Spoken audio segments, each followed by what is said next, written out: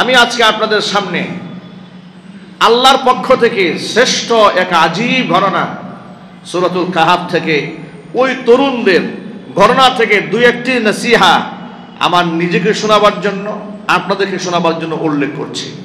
আল্লাহ পাক যেন কোরআন থেকে সঠিক বিশ্লেষণ করে এখান থেকে শিক্ষা গ্রহণ করার তৌফিক আমাদের সকলকে দান করেন। আমিন। এক আজীব ঘটনা, নিশ্চয়ই এই কথা তো আপনারা বিশ্বাস করেন, ওয়াল বা'থি বা'দাল মাউত, মৃত্যুর পরে আবার আমাদের পুনরুত্থান হবে। ঠিক ঠিক কিনা বলেন? ঠিক।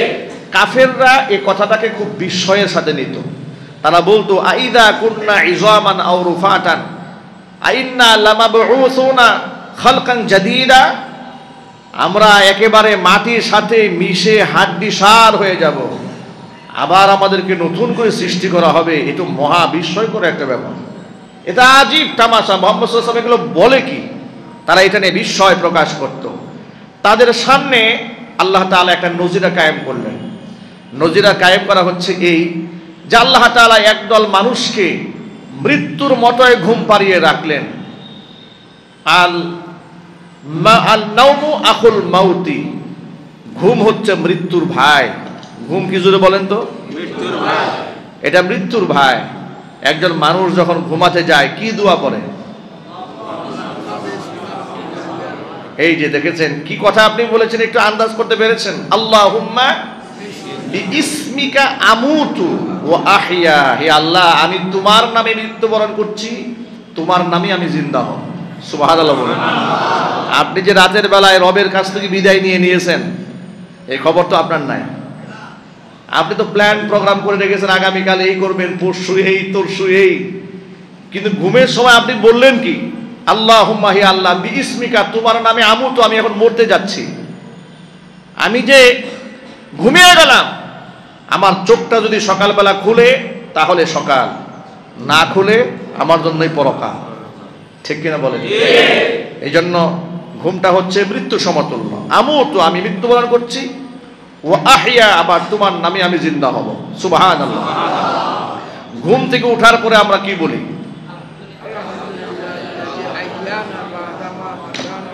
আলহামদুলিল্লাহিল্লাযী আহইয়ানা বা'দামা আমাতানা ওয়া ইলাইহিন নুশুর। এখানে আপনি কি বলেছেন আপনি জানেন না? আপনি তো বলে ফেলেছেন আলহামদুলিল্লাহিল্লাযী, সমস্ত প্রশংসা ওই আল্লাহ তাআলার, আল্লাযী, যিনি আহইয়ানা, আমাদেরকে জীবিত করেছেন। কখন? বা'দামা আমাতানা, আমাদেরকে মৃত্যু দেওয়ার পর। মানে এতক্ষণ তো আমরা মরেছিলাম, কোথায় ছিলাম? আমরা মরে গিয়েছিলাম, আবার তিনি আমাদেরকে জিন্দা করেছেন। ওয়া ইলাইহিন নুশুর, জিন্দা যদিও করে থাকেন, গন্তব্য তার দিকেই, আবার একদিন আমরা তার দিকে ফিরে যাব। সুবহানাল্লাহ বলেন। এর মানে প্রতিদিন শোয়ার সময় একবার রবকে বলেন আমি মরতে যাচ্ছি তোমার নামে, আবার ঘুম থেকে ওঠার পরে শুকরিয়া আদায় করে বলছেন যে আল্লাহ মৃত্যুর পরে তুমি আবার জিন্দা করে দিয়েছ, সমস্ত প্রশংসা তোমার, সমস্ত শুকরিয়া তোমার। এইভাবে ঘুমও এক প্রকার মৃত্যু। ঘুম কি এক প্রকারের মৃত্যু? আল্লাহ তাআলা যেন আমাদের সকলকে নেক হায়াত দারাজ করেন। আমিন। আরো জোরে বলুন আল্লাহুম্মা আমিন। আমরা এই সমাজে চলতে গেলে, হারাম থেকে বাঁচতে গেলে আমরা হাজারো অজুহাত, পুরা অজুহাত, যুক্তিটা আসুক কিংবা না আসুক, আমরা দাঁড় করাই। দাড়ি রাখার কথা বললে এক ধরনের অজুহাত, হুজুর বয়স হয় নাই, পরিবেশ ভালো নয়, বিশ্ববিদ্যালয়ে লেখাপড়া করি, দোকানপাট করি, অনেক মিথ্যা কথা বলি, এই জন্য দাড়ি রাখি না। হাজারো যুক্তি আছে না নাই? অনেক যুক্তি। নামাজ কেন পড়েন না হুজুর? অনেক ব্যস্ত। কিছুদিন পর থেকেই শুরু করবো আরেক যুক্তি। অফিসে গিয়া সময় পায় না, নামাজ পড়ি না। বউকে কেন পর্দা করান না হুজুর? আমি তো আর আপনাদের মতো হুজুর না, বিবাহ করেছি ইউনিভার্সিটির মেয়ে, বিশ্ববিদ্যালয়ের মেয়ে, সে তো পর্দা করবে না। হাজারো যুক্তি। আবার চোখের সামনে বলে বেড়াবে বোরকা পরেও তো মহিলারা অহরহ খারাপ কাজ করতেছে, বোরকা কেন করেন? দাড়ির কথা কেন বলেন? রবীন্দ্রনাথের মুখে দাড়ি ছিল, আছে না নাই? মানে আল্লাহর বিধিবিধান তার সামনে উপস্থাপন করার পরে সে তো ওটা করবেই না, আবার না করার পিছনে এতগুলা যুক্তি দাঁড় করাবে। ঠিক ইবলিসের মতো। কার মতো? বান্দার হুকুম কি আল্লাহর হুকুমের সামনে বান্দার কি যুক্তি তর্ক দাঁড় করানো তার দায়িত্ব, নাকি হাসি মুখে মেনে নেওয়া দায়িত্ব? আল্লাহর হুকুমের সামনে যুক্তি দাঁড় করানো এটা হচ্ছে মূর্খতা, অজ্ঞতা, জাহালাত, অহংকারের আলামত। যে কাজটি করে ধ্বংস হয়েছে শয়তান। কে ধ্বংস হয়েছে? শয়তান তো এই কথাই বলেছিল। আল্লাহ পাক যখন বললেন আদমকে সিজদা দাও, সব ফেরেশতারা সিজদায় পড়েছে, মাঝখান থেকে আযাজিল আল্লাহকে ডাক দিয়ে বলছেন আসজুদু লিমান খলাকতা তিনা। আল্লাহ এটা কেমন কথা হলো? তুমি খলাকতানি মিন নারিন ওয়া খলাকতাহু মিন তিন, আমাকে বানালে তুমি আগুন দিয়ে, আগুন থাকবে উপরে, আর আদমকে বানিয়েছো মাটি দিয়ে, মাটি থাকবে নিচে। আমার তো মাথায় যুক্তিতে আসে না, আমি কেমনে ওর সামনে সিজদা দেব? নাউজুবিল্লাহ বলেন। আল্লাহর গোলাম হিসেবে, আল্লাহর বান্দা হিসেবে দায়িত্ব কি ছিল? যুক্তি দেওয়া নাকি রবের হুকুম মান্য করা? রবের হুকুম মান্য না করে শয়তানি একটা যুক্তি দিয়ে শয়তান হয়ে গেছে। যদি এই পৃথিবীতে নতুন করে শয়তানের মতো আল্লাহ পাক মানুষদেরকে মালউন বানাতে শুরু করতেন, তাহলে এই সমাজে মানবতার সমাজ কম থাকতো, শয়তানের সমাজ বেশি থাকতো। কিন্তু আল্লাহ দয়া করে আমাদেরকে মালউন করছেন না, অভিশপ্ত করছেন না। আল্লাহ দয়া করে, মায়া করে আল্লাহ রহমতের চাদরের মধ্যে আমাদেরকে বেষ্টনী দিয়ে রেখেছেন। শুকরিয়া আদায় করার দরকার আছে না?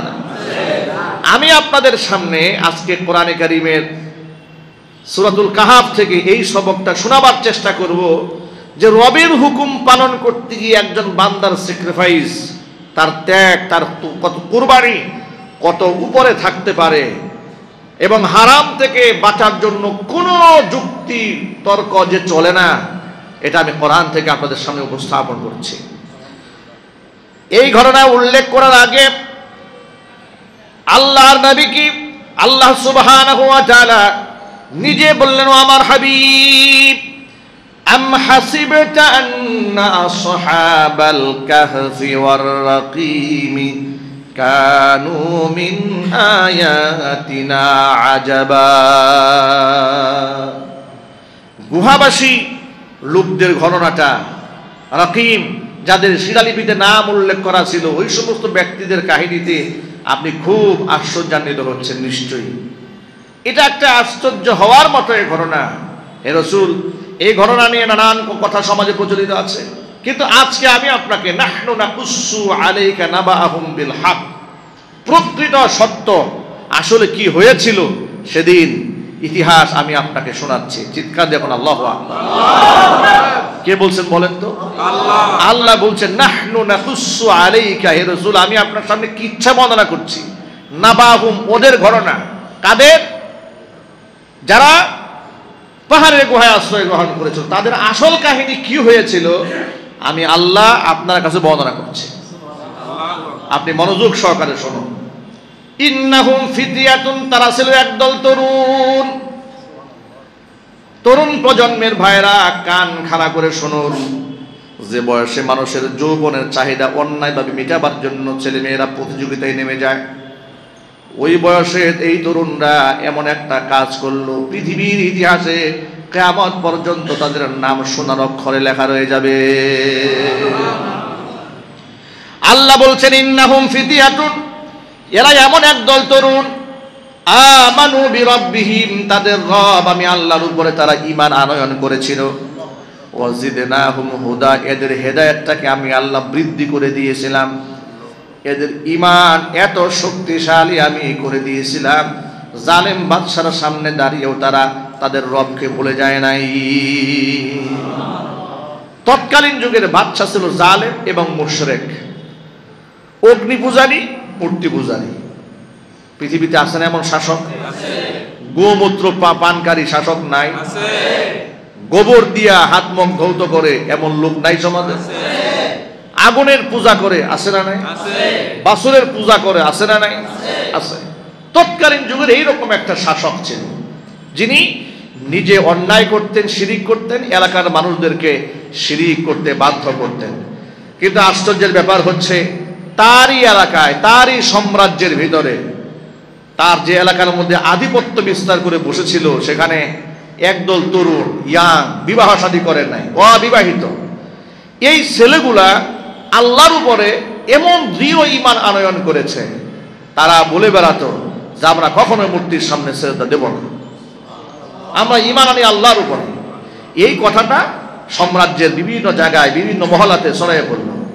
ছড়াইয়ে পড়ার পরে বাদশাহ এই বিষয়টি নিশ্চিত হওয়ার জন্য এই তরুণদেরকে তার বাড়িতে দাওয়াত ডেকেছে, সিংহাসনের সামনে এদেরকে সিরিয়ালে দাঁড় করিয়েছে। বাদশাহ এমনই জালেম, তার মতের বিরুদ্ধে গেলেই সে কল্লা উড়াই ফেলত। ছোটখাটো জালেম না, মোটামুটি আমাদের দেশের স্বৈরাচারী হাসিনার মতোই ধরে না। মানে মতের বিরুদ্ধে গেলেই তো হয়তো আপনি গুম হবেন, না হয় খুন হবেন, না হয় আপনি জঙ্গিবাদ হবেন, না হয় আপনি রাজাকার হবেন, না হয় আপনি মৌলবাদ হবেন, কিছু একটা হবে। মানে কিছু না হওয়ার কোনো সুযোগ নাই, আপনাকে কিছু হতেই হবে। কথা বলেন ঠিক কিনা বলেন? এগুলা হচ্ছে সেই তৎকালীন যুগের ফেরাউন নমরুদের নাতিপুতিদের লাইট ভার্সনেরা। বাদশার সামনে দাঁড়িয়ে আছি, এই সমস্ত জালেমদের সামনে দাঁড়িয়ে দেখবেন বাংলাদেশের বাম রাম এবং তথাকথিত সুশীলরা তেল মারতে মারতে তেলের ডিব্বা, তেলের খড়ি শেষ করে ফেলেছে। ঠিক কিনা বলেন? ওই যে একটাকে উপদেষ্টা বানানো হয়েছে না, কি নাম? ফারুকি। এই ফারুকিকে যখন বলা হলো যে আপনি তো এক সময় তৈলমর্দন করতেন, সে কি জবাব দিয়েছে শুনেন। সে বলতো, দেখেন আমরা প্রচন্ড চাপে থাকতাম, একটা পুরুষ যদি বিপক্ষে করতাম আবার 5টা পক্ষে দিয়ে আমরা পিঠ বাঁচাইতাম। দেখেছেন এইরকম লোক কেমনি উপদেষ্টা হয়, আমার তো মাথায় ধরে না। জুলাই আগস্টের বিপ্লবের চেতনাই হলো তৈলবাদী, তৈলমর্দনকারী এমন একটাও এদেশের স্বাধীনতা প্রকৃত অর্থে চায় নাই। কথা বলেন? তারা নিজেরা বলে যে আমরা জুলুমের ভয়ে এগুলা করতাম। প্রকৃত ইমানদার যারা, তারা জালেমের জুলুমকে উপেক্ষা করে না। নবী করিম সাল্লাল্লাহু আলাইহি ওয়াসাল্লাম এই ব্যাপারে কি বলেছেন শুনুন। হুজুর বলেছেন, আফদলুল জিহাদ, পৃথিবীর শ্রেষ্ঠ জিহাদ হচ্ছে কালিমাতু হাক্কিন ইনদা সুলতানিন জায়ের। জালেম শাসকের সামনে দাঁড়িয়ে সত্যবাণী উচ্চারণ করা হচ্ছে এই দুনিয়ার মধ্যে সবচাইতে বড় জিহাদ, সবচেয়ে বড় জিহাদ। এই বাচ্চাগুলাকে জালেমের সামনে দাঁড় করে দেওয়া হয়েছে। তরুণদেরকে বাচ্চা বলল, আচ্ছা তরুণেরা, আমি শুনতে পেলাম তোমরা নাকি আমাদের প্রভুতে বিশ্বাস করো না। বাচ্চারা বলল, হ্যাঁ আমরা দেবদেবীতে বিশ্বাস করি না। তো তোমরা বিশ্বাস করো কাকে? আমরা আল্লাহকে বিশ্বাস করি, যিনি আসমান এবং জমিনের প্রতিপালক। তো তোমরা আমাদের মূর্তিগুলোকে ডাকতে সমস্যা কি? তারা বলছে, লান নাদউ মিন দুনিহি ইলাহান, কশিন কালে কোন ক্রমেই আল্লাহ ছাড়া কাউকে আমরা রব হিসেবে ডাকতে পারি না। আল্লাহু আকবার বলেন। আচ্ছা, এমন একজন স্বৈরাচারী, এমন একজন জালেম ফ্যাসিস্ট অমানুষ তাগুতের সামনে দাঁড়িয়ে এমন সত্য কথা বলার জন্য ছোটখাটো ঈমান হলেই চলবে নাকি? আল্লাহ পাক তাদের ঈমানের প্রশংসা করেছেন কোরআনে। চিৎকার দিয়ে এখন আল্লাহু আকবার। এবার আল্লাহর ভাষায় শোনায় আল্লাহ কি বলেছেন। আল্লাহ পাক বলেন, ওয়ারাবাতনা আলা কুলুবিহিম ইয কামু ফাকালু রাব্বুনা রাব্বুস সামাওয়াতি ওয়াল আরদি লান নাদ'উ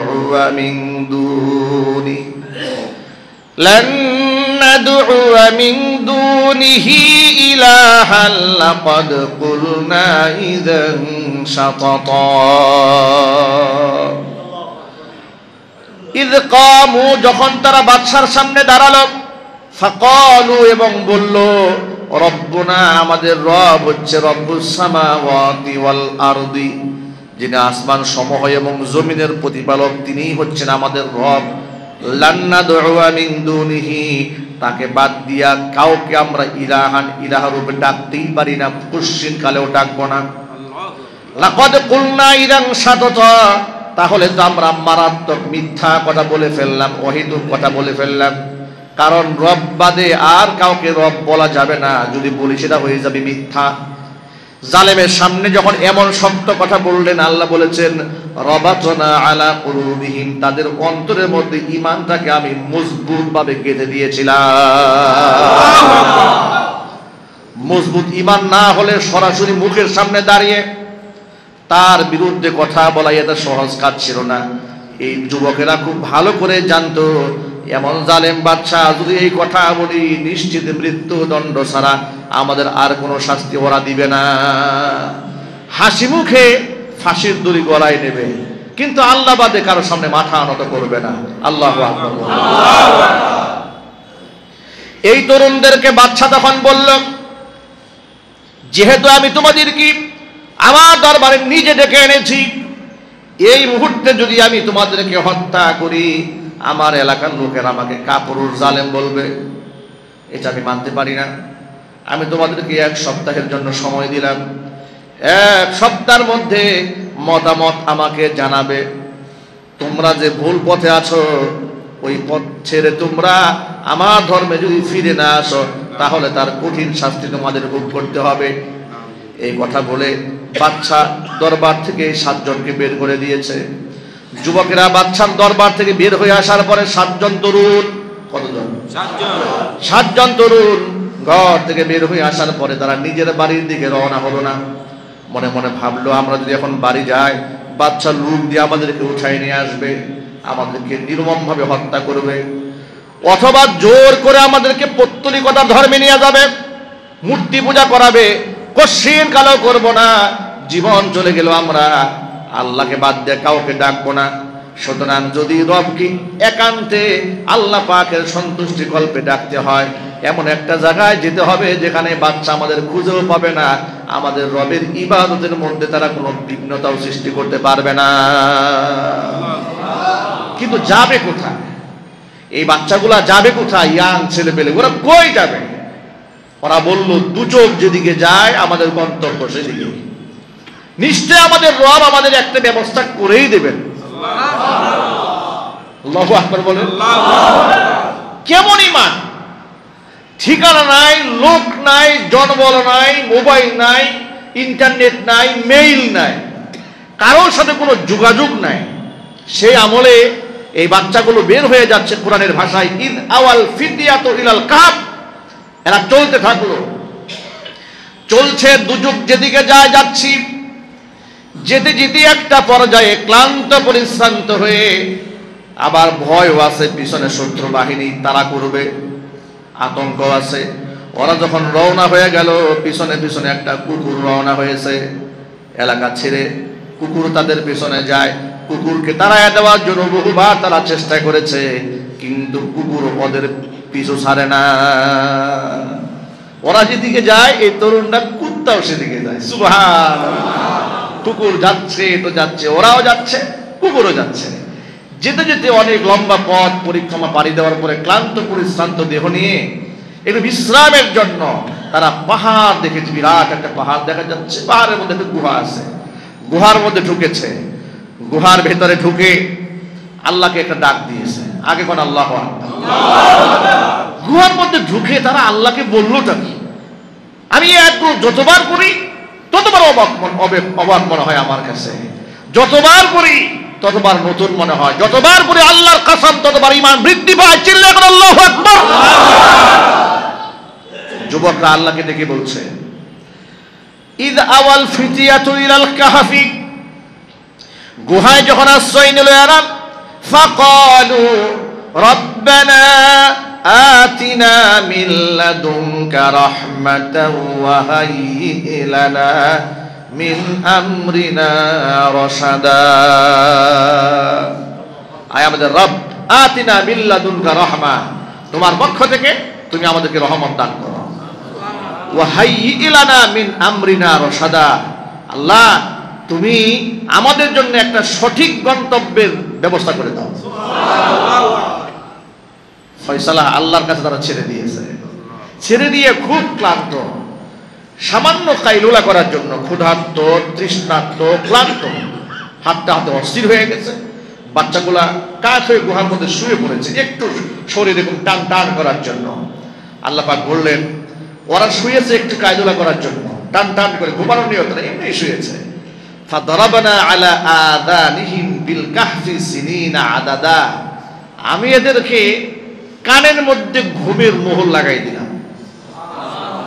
ঘুমের মোহর লাগে চোখে, কোথায় লাগে? কানে, কিন্তু ঘুমের মোহর লাগে না কখনো। সবসময় মনে রাখবেন, মানুষের চোখ ঘুমায় কিন্তু কান ঘুমায় না। যার ধরুন চোখ ঘুমালেও কেউ যদি চিৎকার দেয় আপনি লাফ দিয়ে উঠবেন। অ্যালার্ম যদি বাজে, যেহেতু কান ঘুমায় নাই, কান জাগ্রত, কান সজাগ থাকে, আপনি লাফ দিয়ে উঠবেন। যদি কান ঘুমায় যায় আপনি নিশ্চিত মৃত্যু, ঠিক কিনা বলেন? যদি আপনি একদম ঘুমায় গেছেন, আপনার কানও আর কোনো কাজ করছে না, তাহলে আপনি ধরে নেবেন এ লোক কি হয়ে গেছে, মরে গেছে। আল্লাহ পাক বলেন, আমি এদেরকে মৃত্যুর মতোই একটা ঘটনা ঘটাই দিলাম। ফাদরাবনা আলা আযানিহিম ফিল কাহফি সিনিনা আদাদা, বেশ কিছু বছরের জন্য আমি ওদের কানের মধ্যে ঘুমের মোহর লাগাই দিলাম। ওই কানে আর শুনবে না, এখানে কোনো আওয়াজ স্পর্শ করবে না, কানে আওয়াজ ঢুকবে না, তাদের ঘুমে ব্যাঘাত সৃষ্টি করবে, ডিস্টার্ব করবে, এমন কিছু ঘটবে না। কিন্তু অবাক করা ব্যাপার হচ্ছে, ওদের চোখগুলো খোলা, একদম স্বাভাবিক তাকিয়ে আছে, চোখ কিন্তু ঘুমাচ্ছে না। যে কেউ দেখলে মনে করবে যে তাকায় আছে আমাদের দিকে। এইভাবে জাগিয়ে রাখলাম, কিন্তু কান ঘুম পাড়িয়ে দিয়েছি। এদেরকে আমি ঘুম পাড়াই দিলাম কানের মধ্যে মোহর লাগিয়ে। বছরের পর বছর এরা ঘুমায় থাকলো। এমন ভাবে ঘুম পাড়ালাম, তাদের যে কুকুরটা ছিল তাদের সাথে গিয়েছিল, কুকুরটারে ঘুম পাড়াই দিলাম। কিন্তু কুকুরের ঘুমের দৃশ্য ছিল বড় ভয়াবহ। গুহার মুখে দুহাত সম্প্রসারণ করে দিয়ে হা করে তাকায় আছে কুকুর। যে কেউ মনে করবে আমাদেরকে কামড় দেওয়ার জন্য দাঁড়ায় আছে, কিন্তু আসলে না, কুকুর ঘুমন্ত। এমন সিস্টেম করলাম, আল্লাহ বলছেন, হে রাসূল, ওই দৃশ্য যদি আপনি দেখতেন, আপনি তো আর দেখেন নাই, আপনি পৃথিবীতে আসার অনেক আগে ঘটনা ঘটেছে। ওয়াতাহসাবুহুম আইকাযাও ওয়া হুম রুকুদ, আপনি যদি দেখতেন ধারণা করতেন এরা সব জেগে আছে, কিন্তু হুম রুকুদ, সব ঘুমায় আছে। এই দৃশ্য আপনি দেখেন না। ওয়া কালবুহুম বাসিতুন দিরাইহি ফিল ওয়াসিত, এবং ওদের যে কুত্তাটা ছিল, এটা কালবুহুম বাসিতুন দিরাইহি বিল ওয়াসিত, গুহার মুখে হাত সম্প্রসারণ করে দিয়ে ওদের কুকুরটা বসে আছে। লাবিত তলাআতা, যদি আপনি ইকুকি মেরে এই দৃশ্যটা দেখতে পেতেন, লাওয়াল্লাইতা মিনহুম ফিরারা, আপনি ভয়ে ওদের থেকে পালায় যেতেন। ওয়ালা মুলিইতা মিনহুম রুবা, আপনি সন্ত্রস্ত হয়ে পড়তেন এই দৃশ্য দেখে, আপনি তাদের ধারে কাছেও যেতেন না। আমি এই সন্ত্রস্ত পরিবেশ তৈরি করলাম কেন? এদেরকে নিরাপত্তার চাদরে আবৃত করে দেওয়ার জন্য।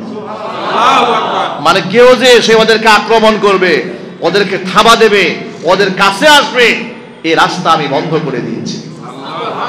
রৌদ্রের তাপ যদি গায়ে পড়ে তাহলে এদের তো ঘুমের ব্যাঘাত সৃষ্টি হবে, চামড়া রৌদ্রের তাপে পুড়ে যেতে পারে, একই জায়গার মধ্যে দিনের পর দিন স্ক্রিন কালো হয়ে যেতে পারে।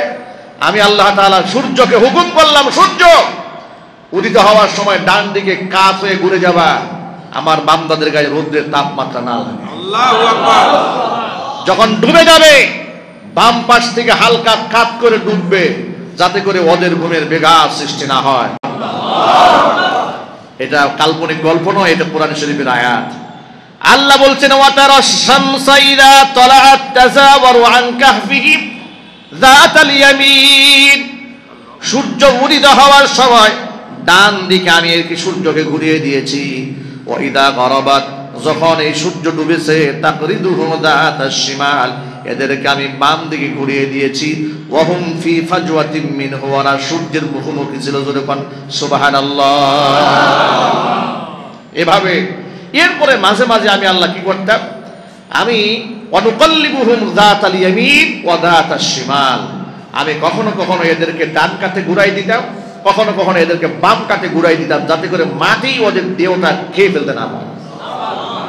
ওরা তো শুয়ে আছে, ওরা তো ঘুমায় আছে, ওরা তো জানে না। এইভাবে আমি লম্বা সময় ঘুম পাড়িয়ে রাখলাম। এত লম্বা ঘুম পৃথিবীতে আর কেউ দেয়নি এই জীবনে, যে ঘুমরা দিয়েছিল। অনেক লম্বা ঘুম দেওয়ার পরে এদেরকে আমি ঘুম থেকে জাগ্রত করলাম। আল্লাহ পাক বলছেন, ঘুম থেকে জাগ্রত হওয়ার পরে ওয়াকাযালিকা বাআসনাহুম লিয়াতাসাআলু বাইনাহুম, একে অপর যেন জিজ্ঞেস করতে পারে। একজনে বলল, ক্বালা কাইলুম মিনহুম কাম লাবিসতুম, কতক্ষণ ঘুমাইলা বলো দেখি একটু। শরীর তো ম্যাচম্যাচ করতেছে। আচ্ছা, এক বেলা ঘুমালে শরীর খারাপ লাগে না? আবার বেশি ঘুমালে তো আরো খারাপ লাগে, একটু মাতাল মাতাল লাগে, কেমন কেমন লাগে। ঘুম থেকে উঠলে একটু ক্ষুধার ভাব হয়, হয় না? হয় কিনা ভাই? এরা ঘুম থেকে উঠার পরে বলছে, আচ্ছা কাম লাবিসতুম, কতক্ষণ ঘুম হলো? ক্বালু লাবিসনা ইয়াওমান আও বা'দা ইয়াওম, একজন বলতো যে হ্যাঁ হতে পারে একদিন অথবা তার চাইতে কম। সুবহানাল্লাহ, একদিন মনে হয় ঘুমিয়েছি। আরেকজন বলে, না না না, একদিনও হয় নাই, ওই যে সূর্য শোয়ার সময় দেখেছিলাম এবার চলে, এখন এখানে এসছে, মনে হয় কিছুটা সময় ঘুমিয়েছি, এক বেলা ঘুমিয়েছি। তারা বলল, ক্বালু রাব্বুকুম আ'লামু বিমা লাবিসতুম, কতক্ষণ ঘুমালে তোমাদের আল্লাহই ভালো জানে। যাক, সে কথা বাদ দাও, ক্ষুধা লেগেছে, দারুণ ক্ষুধা লেগেছে। ফাবাতু আহাদাকুম বিওয়ারিকিকুম হাদিহি ইলাল মাদিনা, একজনকে টাকা টোকা দিয়ে একটু শহরে পাঠাও, খাবার দাবার নিয়ে আসো। তবে খবরদার, এই যে পয়েন্ট, দুটা পয়েন্ট খেয়াল করবেন। খাবার কেনার সময় ফালিয়ানজুর, সে যেন অবশ্যই ভালো করে খেয়াল করে, আইয়ুহা আজকা তুআমান, যেহেতু মুশরিকদের বাজার। কাদের বাজার? মুশরিকদের বাজার, যাদের কাছে হালাল হারামের কোনো জ্ঞান নাই, নাপাক জিনিস খায়, হারাম জিনিস খায়। আর মুশরিকরা শুকর খায় না? কথা বলেন। সাপ বিচ্ছু খায় না? কত কিছু খায়। এরপর তারা বললেন, আইয়ুহা আজকা তুআমান, কেমন তরুণ ঘর ছেড়েছে, বাড়ি ছেড়েছে, এলাকা ছেড়েছে, খাবার কিনতে যাবে, হারামও খাবে না, মাকরুহ খাবে না। ওরা বলছে, আইয়ুহা আজকা তুআমান, সবচেয়ে উত্তম এবং হালাল খাবার বেছে নিয়ে আসবা।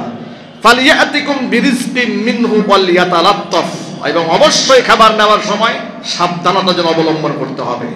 ওয়ালা ইউশিরান্না বিকুম আহাদা, যাতে করে বাদশার লোকেরা তোমাদেরকে গুনাহ অক্ষরে উঠেন না পায়। এইভাবে তোমরা সতর্কতা অবলম্বন করে নিজেকে আড়াল করে বাজারে যাবে।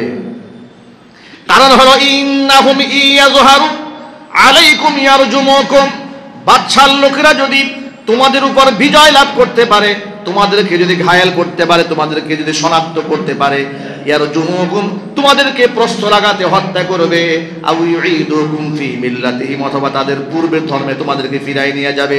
ওয়ালাম তুফলিহু ইদান আবাদা, জীবনেও তোমরা তাহলে সফলকাম হতে পারবে না। এবার সেই টাকাগুলা নিয়ে, দিনার দিরহাম নিয়ে, কয়েন নিয়ে, পয়সা নিয়ে ওরা বাজারে গেছে।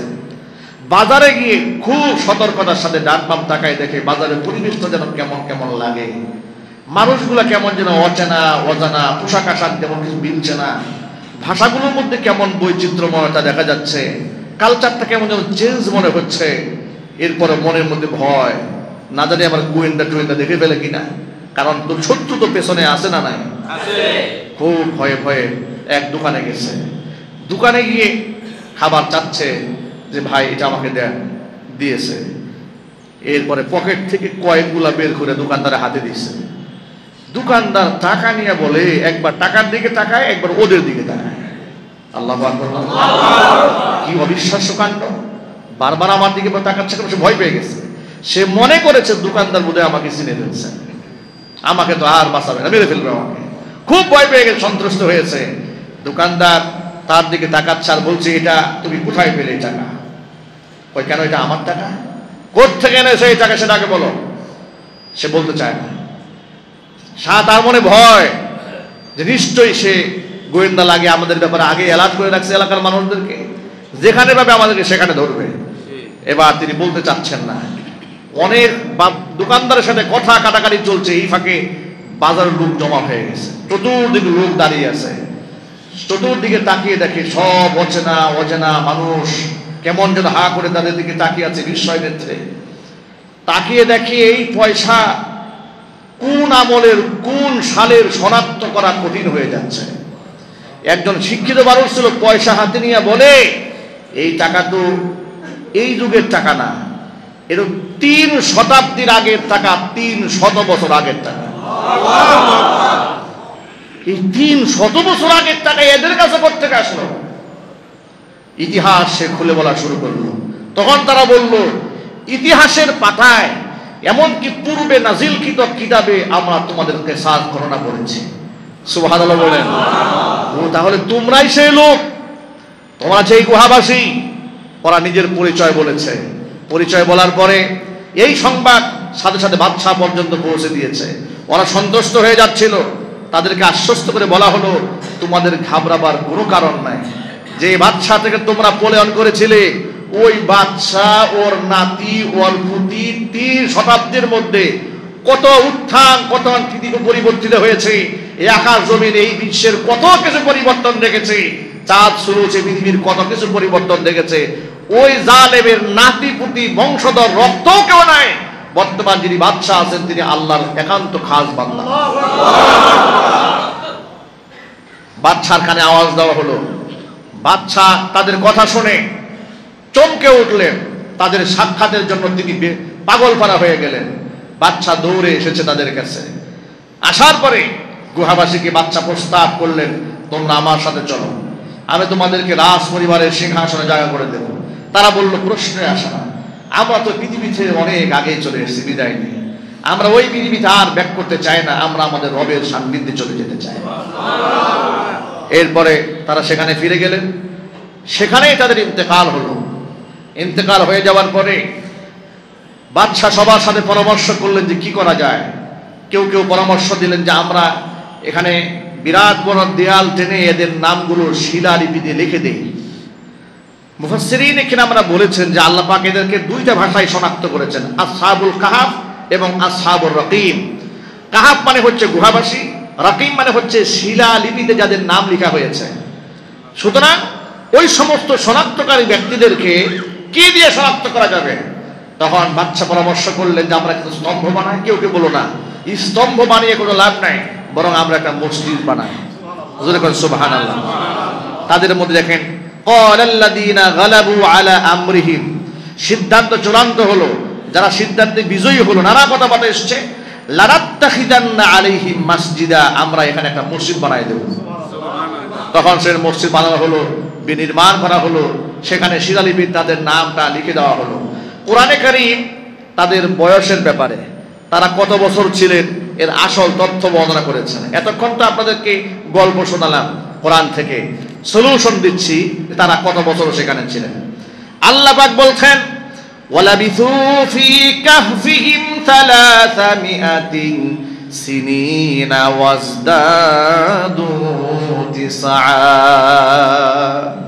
এই গুহাবাসীরা গুহায় অবস্থান করেছে 309 বছর। একটু সুবহানাল্লাহ জুড়ে বলেন। এবার কল্পনার জগতে হারিয়ে যান। 309 বছর সে গুহায় ঘুমায় আছে। এরপরে সে উঠেছে। তার কাছে পৃথিবী কেমন মনে হয়েছে, তার কাছে আকাশ বাতাস কেমন মনে হয়েছে, দোকানপাট কেমন মনে হয়েছে। আল্লাহু আকবার বলেন। 309 বছর আল্লাহ পাক এদেরকে ঘুম পাড়ায় রাখলেন। এরপরে এদেরকে জাগালেন। আল্লাহ পাক বলেন, এটা হচ্ছে আমার কুদরতের নিদর্শন, বিশ্ববাসীকে আমি দেখালাম। ঠিক এভাবে হাসরের ময়দানে তোমাদেরকে আমি উঠাবো। তোমরা তো অবাক হয়েছো যে কি করে সম্ভব এটা। এদেরকে যেভাবে 309 বছর পরে ঘুম থেকে আমি নতুন জীবন দান করেছি, তোমাদেরকেও শত সহস্র বছর মাটির সাথে মিশে যাওয়ার পরে আমি আল্লাহ পাক আবার জিন্দা করব। ইতিহাসের পাতায় সোনার অক্ষরে তাদের নাম লিখিত আছে। ইয়াং, যুবক, তরুণ, তরুণী, আবাল, বৃদ্ধা, বনিতা, সকলের জন্য এই শিক্ষা রয়েছে। এই ঈমান রক্ষা করতে গিয়ে প্রয়োজনে এলাকা ছাড়তে হবে, জালেমের সাথে কম্প্রোমাইজ করা যাবে না। নাম্বার 1। 2 নাম্বার শিক্ষা হচ্ছে, জালেম শাসকের সামনে দাঁড়িয়ে হলেও সত্যবাণী উচ্চারণ করতে হবে, ভয় পাওয়া যাবে না। নাম্বার 3, পৃথিবীর যে কোনো মোমেন্টে, যে কোনো সিচুয়েশনে হারাম খাবার থেকে নিজেকে বাঁচায় রাখতে হবে। হারামের সাথে কোনো কম্প্রোমাইজ নাই, কোনো যুক্তি এবং তর্ক চলবে না। এটা বলবেন যে পরিবেশ ভালো না, না গিয়ে উপায় নাই। আরে বাবা, এর দেশ বাড়ি ঘর ছেড়ে জঙ্গলে গিয়ে তারা সাধনা করছে, হালাল ছাড়া হারাম খাবে না। আর এত সুন্দর পরিবেশে রাখার পরেও আমার আপনার যুক্তি আসে কোথা থেকে? এখান থেকে আরেকটা বড় শিক্ষা, কোনো ব্যক্তি যদি সেফ থাকতে চান, আল্লাহ পাক তাকে সেফ থাকার ব্যবস্থা করে দেন। যদি আপনি দৃঢ় থাকেন যে আমি হারাম ধরবো না, হারাম হারাম আমি খাবো না, হারাম আমি স্পর্শ করব না। মান ইয়াতাওয়াক্কাল আলাল্লাহ ফাহুয়া হাসবুহ, আপনি আল্লাহর উপর তাওয়াক্কুল করেন, আল্লাহ আপনার জন্য যথেষ্ট হয়ে যাবে। আমরা পারবো তো ইনশাআল্লাহ? আল্লাহ সুবহানাহু ওয়া তাআলা আসহাবুল কাহফের তরুণদের যে ঈমান ছিল রবের উপরে, সেরকম শক্ত ঈমান আমাদেরকে দান করেন। হারাম থেকে বেঁচে থাকার তৌফিক আল্লাহ পাক আমাদের দান করেন। আল্লাহ পাক আমাদের রিজকে ভরপুর বরকত দান করেন। আল্লাহ রাব্বুল আলামিন যে কথাগুলো বলেছি, সবার আগে আমাকে, এরপরে আমার ভাইদেরকে, আমার মা বোনদেরকে, সকলকে আমল করার তৌফিক দান করুন, আমিন। ওয়া আখিরু দাওয়ানা আনিল হামদুলিল্লাহি রাব্বিল আলামিন। ক্বাবলাল জুমআ 4 রাকাত সুন্নাত নামাজ যারা আদায় করেননি, মেহেরবানি করে আদায় করুন।